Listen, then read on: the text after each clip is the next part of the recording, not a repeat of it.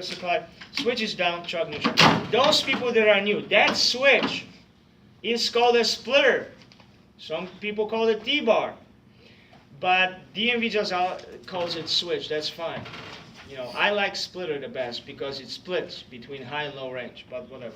Since they want to hear switch, that's fine. So that switch, if it's down, you can only be in a first gear, second, third, fourth, or fifth. When switch is up, you can only be in 6, 7, 8, 9, 10. If you do your math, there are two layers, 1 through 5, 6 through 10. Two layers of 5, right? Now, why? Because you only have 5 forward positions. Towards yourself, down, that's your first gear. From neutral forward, that's your second gear. Second position. I shouldn't say second gear. From neutral down, that's third position. Outside forward, that's fourth. Outside back, that's fifth. So you have a layout here. So now think about it. If I'm in the first position and switch is down, I'm in the first gear. But if I'm in the first gear with a switch up, I'm in a sixth. So that's why it says the first position could be first or sixth. The difference is always 5. Makes sense because you have two layers of 5. 1 through 5, that's one layer. When switch is down, and when switch is up, 6 through 10. So the first position, look, switch is down, you're in first gear. Switch is up, you're in sixth. When you go in a second position, if switch is down, you're in second. Switch is up, you're in fifth. I mean fifth, 7, I'm sorry. Third could be in third gear or 8. Fourth could be in fourth or 9. And fifth could be in fifth or 10. So now it's easy now. So let's drive. So after again making sure tractor parking terminal springs apply, switches down, truck neutral, depress the clutch, start the engine, build the pressure to 100-125 psi's, put the truck in the first. Now I have to apply the foot brake. Why? So I can safely release tractor parking terminal spring brakes without losing control of the vehicle. I ease off the clutch to friction point. When I feel the truck wants to go, both feet come off the pedals. I drive. And, you know, you can rev it up to whatever you want, you know, as long as you don't redline it. But 1600 is enough. 1600 RPMs. And then look. Clutch neutral, clutch, next gear. Don't depress the clutch fully. When you drive, you depress the clutch fully, you destroy the clutch brake. You only depress it about 2 inches past that free play. And free play is dead feel for it. And like here, that's a toy. But in real truck, when you depress the clutch, you don't feel anything. No resistance. About 1.5 inches, that's your free play. But past that free play, you feel resistance. Maybe 2 inches past it. You only depress the clutch fully when you stop. So like, you know, first time when you're about to drive, remember, depress the clutch, go to the first. Yes, you depress it fully because you're not driving. But when you're driving, you just step it. So now look, I'm in the second gear. Accelerate, clutch, clutch. Double clutching. Accelerate, look. Clutch to neutral. I release the clutch again to fourth. Accelerate, clutch, clutch. And then because I'm in a fifth, I know next one is 6, I have to flip the switch up. It doesn't go automatically to the 6 yet. But now look, I accelerate because obviously I go faster. Clutch neutral, and then in neutral you hear the psst, goes to high gear. Now I clutch again, I go to the first position, but my first position becomes 6th gear. Accelerate, clutch, clutch, and that's the tempo. You accelerate longer obviously. It takes that cow to take longer to get going. But then you have to quickly go clutch, clutch. Accelerate, clutch, clutch. Why? Because when you accelerate, your RPMs, whatever you accelerate to, right? 1600, 17, whatever you want to. But 1600 is a sweet spot. And then when you stop accelerating, your RPMs keep going down. You have to pretty quickly go to the next gear. Because if you wait too long, let's say you're at 9, right? You accelerate and you wait too long, like this. You accelerate 1600 and then you wait. Well, your RPMs keep dropping. The sweet spot to shift in next gear is between 12 to 1400 RPMs.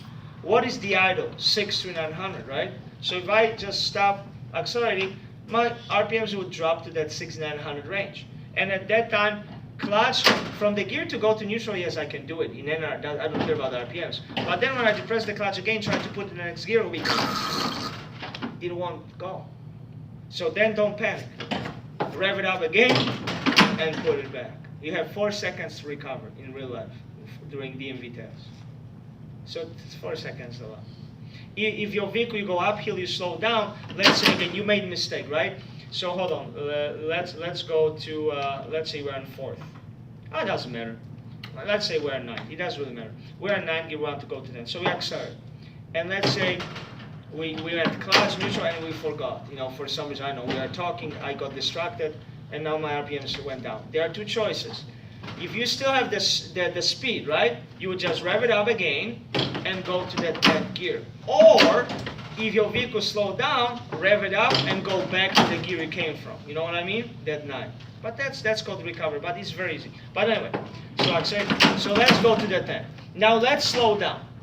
When we want to slow down, we have to know what speed to slow down.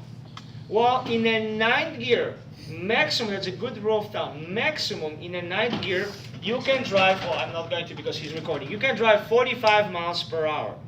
What is 4 plus 5? 9. Easy to remember. In the 8th gear, 35 miles per hour. What is 3 plus 5? 8. In a 7th gear, 25 miles per hour. What is 2 plus 5? 7. In the 6th gear, 15 miles per hour. 1 plus 5, 6. Easy to remember. By 10, 45, 35, 25, 15. Easy to remember. So if I'm in a 10th, I will be slowing down to 45 because I want to go to 9th. When I get to 45, look what I do. Clutch neutral, rev it up in neutral because why? Well, when I was accelerating, I rev it up, so I go quickly. Clutch neutral, clutch next gear. But when I'm slowing down, my RPMs went down. So in neutral, I have to get it back up, rev it up, and then clutch next gear. Now I'm in 9, I want to go to 8. So I brake down to what? 35. Brake to 35, clutch neutral, rev it up, clutch 8. Now I want to go to 7, so I brake to 25. 2 plus 5 is 7.